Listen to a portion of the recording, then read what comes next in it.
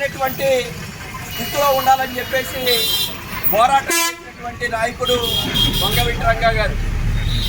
వంగవీటి రంగా గారి యొక్క త్యాగాల ఫలితంగానే ఈరోజు కృష్ణా జిల్లా, గుంటూరు జిల్లా, పశ్చిమ గోదావరి జిల్లాలో ఉన్నటువంటి కొంతమంది నిరుపేద కుటుంబాలకు, నిరాశ్రయులుగా ఉన్నటువంటి కుటుంబాలకు ఈరోజు పోరాటాన్ని గుర్తు చేసుకుంటూ ఈరోజు ఉన్నటువంటి అన్ని వర్గాల ప్రజలు వాటిని గుర్తు చేసుకుంటూ ఈరోజు అన్ని చోట్ల కూడా వర్ధంతి కార్యక్రమాలు నిర్వహిస్తున్నాం.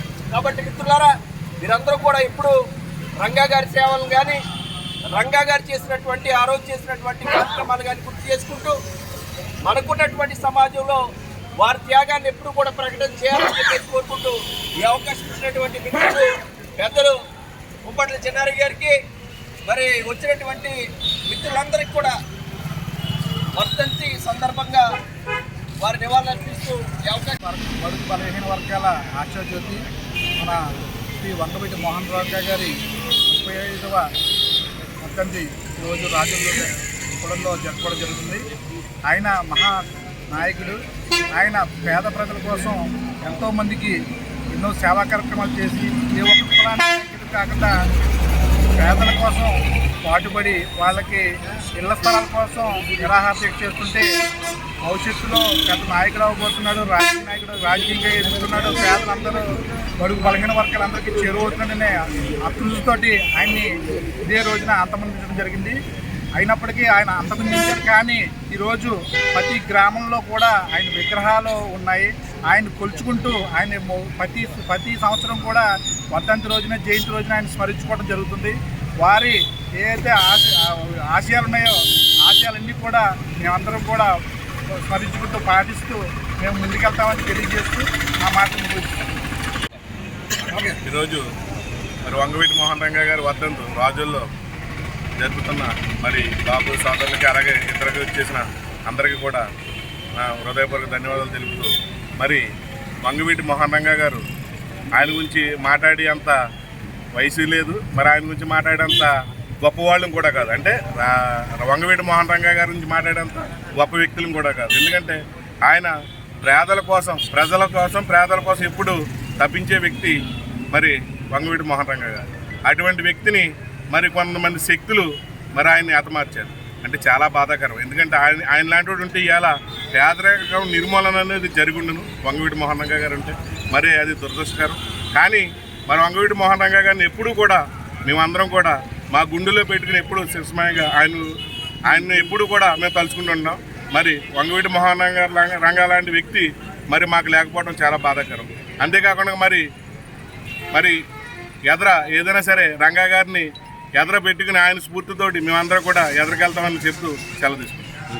వర్గాల ఆశాజ్యోతి శ్రీ వంగవీటి రంగా గారి వర్ధంతి సందర్భంగా ఈరోజు రాజులపట్నంలో వారి యొక్క విగ్రహానికి ఘననివాళులు అర్పించడం జరిగింది. ఈరోజు బడుగు బలహీన వర్గాలుగా ఉన్నటువంటి దళిత వర్గాలకి మరి ఎవరు చేయలేనటువంటి ఉపకారాలు ఆ రోజు విజయవాడ ప్రాంతంలో చేయడం జరిగింది. ఎందుకంటే ఎవరైతే నిరాశ్రయులుగా ఉన్నటువంటి దళిత వర్గాలు ఉన్నారో వాళ్ళందరికీ కూడా శాశ్వత నివాసాలు ఏర్పాటు చేయడం, అదేవిధంగా వాళ్ళు వ్యాపారంలో కూడా క్రియాశీలకంగా ఉండాలనే ఉద్దేశంతో విజయవాడ లాంటి మహానగరంలో దళితులకు ప్రత్యేకమైనటువంటి వ్యాపార వనరులు ఏర్పాటు చేయడం, అదేవిధంగా దళితులు ఎక్కడైతే నష్టపోతూ ఉన్నారో, ఎక్కడైతే వారికి ఇబ్బందులు గురవుతూ ఉన్నటువంటి పరిస్థితులు ఉన్నాయో వాళ్ళందరికీ కూడా అక్కడ జరుగుతూ ఉన్నటువంటి అన్యాయాలపైన, అకృత్యాలపైన వారందరికీ కూడా అండగా ఉన్నటువంటి మహానాయకులు రంగా గారు. వారిని మరి మేమంతా కూడా గుర్తు చేసుకోవడం, వారి వర్ధంతిని ఈరోజు ఘనంగా నిర్వహించడం అనేది మేము సంతోషం వ్యక్తం చేస్తూ ఉన్నాం. రాబోయే రోజుల్లో రంగా గారి యొక్క మరి చేసినటువంటి కృషులన్నింటినీ కూడా మరి ఈ యొక్క యువతరానికి వివరించే విధంగా కార్యక్రమాలు చేపడతాం. అందరికీ నమస్కారం. ఈరోజు శ్రీ వంగవీటి మోహన్ రంగా గారి 35వ సందర్భంగా రాజోలు గ్రామంలో ఉన్న ఆయన విగ్రహానికి పూలమాలతో ఆయనకి ధన్యవాదాలు అర్పించడం జరిగిందండి. ముఖ్యంగా వంగవీటి మోహన్ రంగా గారు బడుగు బలహీన వర్గాల కోసం పోరాటం చేస్తూ నిరాహార దీక్షలో అతను హత్య గావింపబడ్డారైనా కానీ ఆయనే కనుక బ్రతుకుంటే ఆయన బడుగు బలహీన వర్గాలకు నాయకుడిగా ఎదుగుతున్నాడని చెప్పి కొన్ని పార్టీల నాయకులు అన్ని పార్టీల నాయకులు కలిపి అతను తుదంపించారు. నిజంగా అతను రాజకీయంగా ఎదగడం, అతను ఒక సీఎం స్థాయికి ఎదుగుతున్నాడని అతను తుదంపించాడు. నిజంగా ఈ రోజు ఆయన బతుకుంటే కనుక బడుగు బలహీన వర్గాల తరపున నిజంగా వాళ్ళ తరపున అండగా ఉండి ప్రతి విషయంలో పోరాటం చేస్తారు. ఎందుకంటే ఆ వేళ విజయవాడలో కూడా బడుగు బలహీన వర్గాలకి ఇళ్ల పట్టాల కోసం నిరాహార దీక్ష చేస్తూ చనిపోవడం, హత్య జరిగింది. అది చాలా దారుణమైన విషయం. కానీ ఇన్ని సంవత్సరాలైనా కూడా ఆయన మొత్తం బడుగు బలహీన వర్గాలే కాకుండా అన్ని వర్గాలు కూడా ఆయన స్మరించుకుంటున్నారంటే ఆయన చేసిన పోరాట ఫలితమే. అందుచేత ఆయన చనిపోయినా కూడా మేము మా అందరిలో మరి బడుగు బలహీన వర్గాల్లో అన్ని కులాల్లో కూడా ఆయన జీవించే ఉన్నారు. ఖచ్చితంగా ఆయన ఏ స్ఫూర్తి అయితే తీసుకున్నారో ఆ స్ఫూర్తిని మేము తీసుకుని బడుగు బలహీన వర్గాల కోసం పోరాటం చేస్తూ వాళ్ళకి అండగా ఉంటామని కోరుకుంటూ ఇంతటితో